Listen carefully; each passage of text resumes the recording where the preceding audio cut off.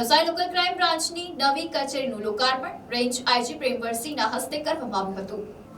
નવસારી શહેરમાં વધતી વસ્તી સાથે ગુનાખોરીનો દર પણ વધ્યો છે। આ પરિસ્થિતિને ધ્યાનમાં રાખીને આજે નવસારી લોકલ ક્રાઇમ બ્રાન્ચની નવી કચેરીનું લોકાર્પણ રેન્જ આઈજી પ્રેમવરસિંહના હસ્તે કરવામાં આવ્યું હતું।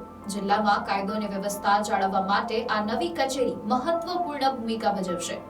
લોકલ ક્રાઇમ બ્રાન્ચ દરેક પોલીસ સ્ટેશનમાં નોંધાતા ગુનાઓને ટેકનિકલ સર્વેલન્સ અને માનવીય બાતમી તંત્રના માધ્યમથી ઉકેલવા માટે સતત કાર્યરત રહે છે।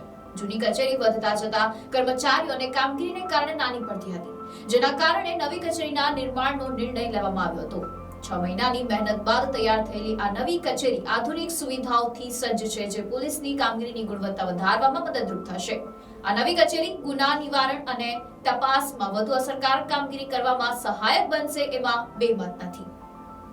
આજે નવસારી જિલ્લાની એલસીવી બ્રાન્ચ છે એનું જે કેમ્પસમાં જૂની ઓફિસ હતી એ ઓફિસમાં પુનર્નિર્માણનું કાર્ય આજે કરીને પીએસઆઈ અને પીઆઈના ચેમ્બરો બનાવેલા છે।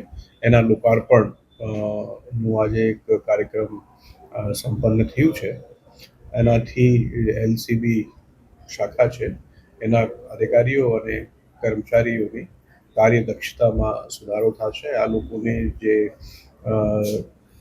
આજે સુવિધાઓનું વધારો થયું છે એનાથી ગુના ડિટેક્શનમાં મદદ મળશે।